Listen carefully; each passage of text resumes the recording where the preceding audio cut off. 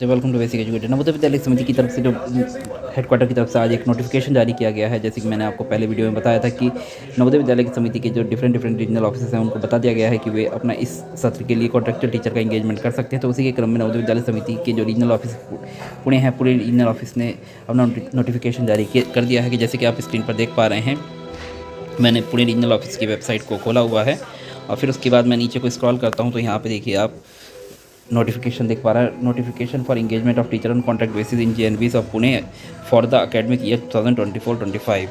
तो मैं यहाँ पर क्लिक करता हूँ। क्लिक करने के आप देखते हैं यहाँ पे दो नोटिफिकेशन आ रहे हैं। पहला वाला तो आपके यहाँ पे एलिजिबिलिटी क्राइटेरिया है, दूसरा आपका यहाँ पे नोटिफिकेशन है। सबसे पहले मैं आपको नोटिफिकेशन खोल के दिखाता हूँ।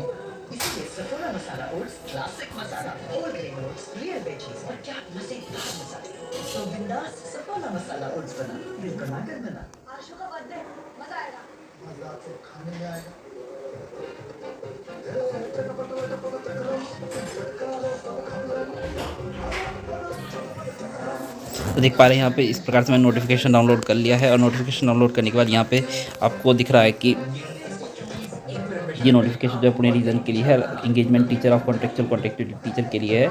ज़्यादा जानकारी के लिए आप ऑफिशियल वेबसाइट विजिट कर सकते हैं। यहाँ पे साथ में 2 लिंक दिए गए हैं, इन लिंक पर क्लिक करके आप ऑनलाइन एप्लीकेशन फॉर्म फिल कर सकते हैं। ऑनलाइन एप्लीकेशन फॉर्म का मैं अभी प्रोसेस आपको बता दूंगा। साथ ही इस एप्लीकेशन में आपको ऑनलाइन अप्लाई करने के लिए जो डेट दी गई है वो 2 तारीख से 8 तारीख तक की डेट दी गई है। तो आप 8 तारीख तक आप फाइनल अप्लाई कर सकते हैं। 8 तारीख के बाद आपको अप्लाई करने का मौका नहीं मिलेगा। तो साथियों, ये जो इंगेजमेंट होना है आप यहाँ पर TGT के लिए देख पा रहे हैं। तो TGT के लिए इन पोस्ट के पर और PGT के लिए इन पोस्ट पर अप्लाई होना है। TGT के लिए English, mathematics, science, social science, Marathi, Gujarati, physical education, music, art, computer science, librarian. और PGT में Hindi, English, physics, chemistry, biology, mathematics, information technology, economics, history, geography and commerce के लिए इंगेजमेंट होना है। इसमें मैं आपको बता दूं कि आप एक ही ईमेल एड्रेस से और एक ही मोबाइल नंबर से एक ही अप्लाई फॉर्म जो है वो अप्लाई कर पाएंगे। इसके साथ साथ आपको जैसे ही आप ऑनलाइन अप्लाई करेंगे तो आपको एक फील्ड एप्लीकेशन फॉर्म भेजा जाएगा चेक करने के लिए। साथ ही यहाँ पे जो आपका जो इंटरव्यू वगैरह होगा वो ऑनलाइन मोड में नहीं होगा, वो उसके लिए आपको फिजिकली वहाँ पर जाना होगा जहाँ पे आपको बुलाया जाएगा। जो एलिजिबल कैंडिडेट होंगे, जो जिनको इंटरव्यू के लिए बुलाना है, उनके लिए जो कॉल लेटर आएगा वो मेल के थ्रू आएगा। जहाँ पे उनको बुलाया जाएगा वहाँ के प्रिंसिपल के थ्रू मेल भेजा जाएगा। इंटरव्यू के दौरान आपको अपने जो ऑफिशियल जितने भी डॉक्यूमेंट्स हैं एकेडमिक वो सब लेके जाने होंगे और उसके साथ ही सेल्फ अटेस्टेड फोटोकॉपीज़ भी लेके जानी होगी। फर्दर जानकारी के लिए आपको नवोदय विद्यालय समिति की जो रीजनल ऑफिस पुणे है उसके ऑफिशियल वेबसाइट पर विजिट करते रहना होगा। साथ ही आप लोगों को जब आप इंटरव्यू देने जाएंगे तो आपको एक वैलिड ID प्रूफ भी लेके जाना होगा। ये आपका जो नोटिफिकेशन है उसमें डिटेल्स दी गई हैं। अब मैं आपको बता देता हूँ कि जो आपका एलिजिबिलिटी क्राइटेरिया है वो क्या होने वाला है। तो साथियों, यहाँ पे ये एलिजिबिलिटी क्राइटेरिया दिया हुआ है। तो PGTs के लिए आपको कंसर्न सब्जेक्ट में 50% मार्क्स के साथ मास्टर डिग्री होनी चाहिए आपके पास। साथ ही आपके पास BEd डिग्री होनी चाहिए और प्रोफिशिएंसी होनी चाहिए हिंदी और इंग्लिश पढ़ाने के लिए, हिंदी और इंग्लिश मीडियम में पढ़ाने के लिए। साथ ही आपके पास अगर एक्सपीरियंस है, कंप्यूटर में नॉलेज है और रीजनल लैंग्वेज की नॉलेज है तो आपके लिए वो बेनिफिशियरी है, वो डिज़ायरेबल क्वालिफिकेशन में रखा गया है। PGT कंप्यूटर साइंस के लिए जो आपकी क्वालिफिकेशन है वो MSc कंप्यूटर साइंस, MCA और ME और MTech है। साथ ही अगर आपके पास BEd डिग्री है तो वो भी आपकी एलिजिबिलिटी में रखा गया है। साथ ही मैं आपको बता दूं PGT कंप्यूटर साइंस में अगर आपके पास BEd नहीं है तो अगर BEd वाले कैंडिडेट अवेलेबल है तो ठीक है, नहीं तो ये रिलैक्सेशन दे दिया जाता है। TGT के लिए आपके पास जो ग्रेजुएशन है और उसके साथ साथ आपके जो सब्जेक्ट कॉम्बिनेशन है वो 3 साल में होना चाहिए। डिफरेंट सब्जेक्ट के सब्जेक्ट कॉम्बिनेशन के बारे में अभी चर्चा कर लेते हैं। साथ ही आपके पास जो CTET है वो पेपर 2 क्वालिफाई होना चाहिए, BEd डिग्री होनी चाहिए, आपके पास हिंदी और इंग्लिश में पढ़ाने की कॉम्पिटेंसी होनी चाहिए। जिनके पास जो ड्यूअल इंटीग्रेटेड प्रोग्राम होता है BSc BEd या BA BEd वाला NCERT या NCT रिकॉग्नाइज इंस्टीट्यूट से, तो उसमें BEd अलग से करने की कोई ज़रूरत नहीं होती है। सब्जेक्ट कॉम्बिनेशन कुछ इस प्रकार से है। TGT हिंदी के लिए आपकी हिंदी लैंग्वेज होनी चाहिए 3 साल में। TGT इंग्लिश के लिए इंग्लिश लैंग्वेज होनी चाहिए 3 सालों में। मैथमेटिक्स के लिए आपके पास मैथ, फिजिक्स, उसके साथ साथ केमिस्ट्री, इलेक्ट्रॉनिक्स, कंप्यूटर साइंस और स्टैटिस्टिक्स में से कोई एक सब्जेक्ट। अगर आपकी यूनिवर्सिटी फाइनल ईयर में 2 सब्जेक्ट अलाउ करती है तो आपके पास मैथ और फिजिक्स होना चाहिए फाइनल ईयर में। अगर आपने ऑनर्स किया है तो मैथ ऑनर्स के साथ साथ आपके पहले जो 2 साल हैं उसमें आपने फिजिक्स पढ़ा हो और उसके साथ साथ इलेक्ट्रॉनिक्स, केमिस्ट्री, कंप्यूटर साइंस और स्टैटिस्टिक्स में से कोई एक सब्जेक्ट पढ़ा हो। अगर आपने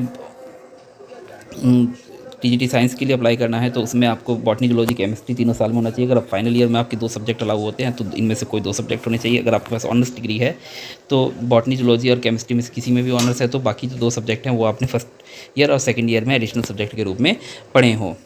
टीजीटी सोशल साइंस के लिए आपके पास कॉम्बिनेशन कुछ इस प्रकार से है कि जिसमें आपके हिस्ट्री, इकोनॉमिक्स, ज्योग्राफी और पॉल साइंस होना चाहिए, में से 2 सब्जेक्ट होने चाहिए और इसमें हिस्ट्री या ज्योग्राफी में से किसी एक का होना कंपलसरी होता है। तो इस प्रकार से कॉम्बिनेशन आपका कुछ इस प्रकार होता है कि हिस्ट्री के साथ आपके पास ज्योग्राफी, इकोनॉमिक्स या पॉल साइंस में से कोई एक सब्जेक्ट हो, या ज्योग्राफी के साथ हिस्ट्री, इकोनॉमिक्स और पॉल साइंस में से कोई एक हो।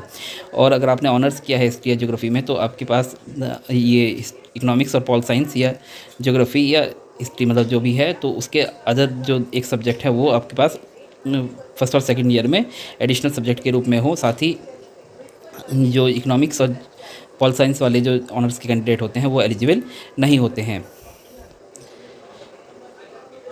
इसमें टीजीटी थर्ड लैंग्वेज के लिए आपके पास जो लैंग्वेज है वो 3 साल में होनी चाहिए। कंप्यूटर साइंस के लिए आपके पास बैचलर डिग्री बीसीए यानी कि बैचलर ऑफ कंप्यूटर एप्लीकेशन या बीएससी कंप्यूटर साइंस या बीटेक या बीई होना चाहिए। साथ ही आपके लिए आपके पास पेपर 2 होना चाहिए सीटेट पास, और आपके पास बीएड की डिग्री होनी चाहिए।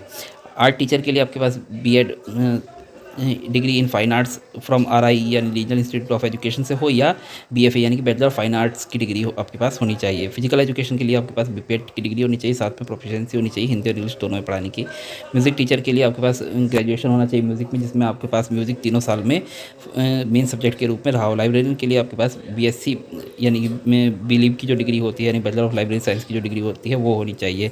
साथ ही मैं बता दूँ इसमें आपके पास एक परसेंटेज वाला क्राइटेरिया होता है, जिसमें ये होता है कि आपके पास एग्रीगेट तो 50% होना ही चाहिए ग्रेजुएशन में। उसके साथ साथ आपकी जो subject combination suppose math, physics, chemistry है आपके पास, तो मैथ, फिजिक्स, केमिस्ट्री में इंडिविजुअली आपके हर एक सब्जेक्ट में 50% से ऊपर होने चाहिए 3 साल का जो सम करके।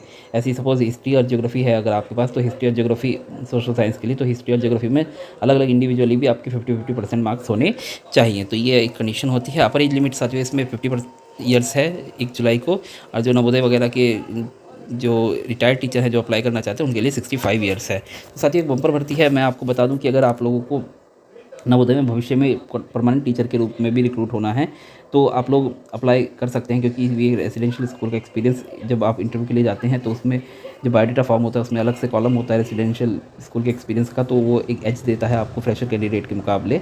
तो इसका एक्सपीरियंस बहुत ही वैल्यूएबल होता है आपको नवोदय के इंटरव्यू के दौरान। तो आप लोग अगर आपके पास समय है और कोई दिक्कत नहीं है तो आप जाके ज़रूर इसको अप्लाई कीजिए और कोशिश कीजिए और 1 साल पढ़ाने का प्रयास कीजिए वहाँ पर। इससे आपको जो एक्सपीरियंस होता है वो भी बहुत ही बेहतरीन एक्सपीरियंस होता है। और इसके साथ साथ मैं आपको मानदेय की व्यवस्था बता देता हूँ कि जो टीजीटी होते हैं, टीजीटी को लगभग 35,000 रुपये मानदेय मिलता है और पीजीटी को लगभग 40,000 रुपये मानदेय मिलता है। अगर आपको रेम्यूनरेशन के बारे में अगर विशेष जानकारी चाहिए तो उसके लिए मैं अलग से वीडियो बना दूंगा कि टीजीटी को कितना मिलता है और पीजीटी को कितना मिलता है। बाकी लगभग टीजीटी को 35,000 रुपये और पीजीटी को 40,000 रुपये मिलता है, तो जो कि एक बहुत ही अच्छा सैलरी मानी जाती है अगर आप प्राइवेट स्कूलों के मुकाबले सोचते हैं। तो साथ ही आपको नवोदय में फ्री एकोमोडेशन की सुविधा मिलती है। अगर आप जाएंगे तो वहाँ पे जो कमरा है नवोदय में क्वार्टर आपको फ्री मिलता है, उसके लिए कोई चार्ज आपसे नहीं लिया जाता है। तो आपको एक तरीके से जितने रुपये हैं आपके वो बचते ही हैं। और साथ ही आपको मेस में, अगर आप अकेले हैं, आपकी फैमिली नहीं है, तो मेस में खाने की फैसिलिटी भी अवेलेबल होती है आपके लिए। साथियों अगर आप चाहें तो इस पोस्ट के लिए अप्लाई कर सकते हैं और आप बेसिक एजुकेटर बने रहिए। जैसे जैसे अलग अलग रीजनल ऑफिस से नोटिफिकेशन जारी होते रहेंगे हम आपको बताते रहेंगे। आपके आसपास जो भी रीजनल ऑफिस आता है तो आप अगर फ्रेशर कैंडिडेट हैं तो अप्लाई जरूर करें और वहाँ पे जाके ज्वाइन करें, जिससे एक बेहतरीन एक्सपीरियंस आपको जीवन में मिल सकता है नवोदय जैसे समिति में काम करने का। तो साथियों इस प्रकार की वीडियो के लिए आप बेसिक एजुकेटर बने रहिए। बेसिक एजुकेटर को सब्सक्राइब कीजिए, अगर अपने साथियों के साथ लाइक कीजिए, शेयर कीजिए, और अगर आपको हमारा काम अच्छा लगता है, अगर आप बेसिक एजुकेटर को सपोर्ट करना चाहते हैं ज्वाइन भी कीजिए। और साथ ही इसके साथ आपको ये पर्क मिलता है कि आप बेसिक एजुकेटर से कॉल के माध्यम से डायरेक्ट कांटेक्ट कर सकते हैं। Thanks for being basic educator.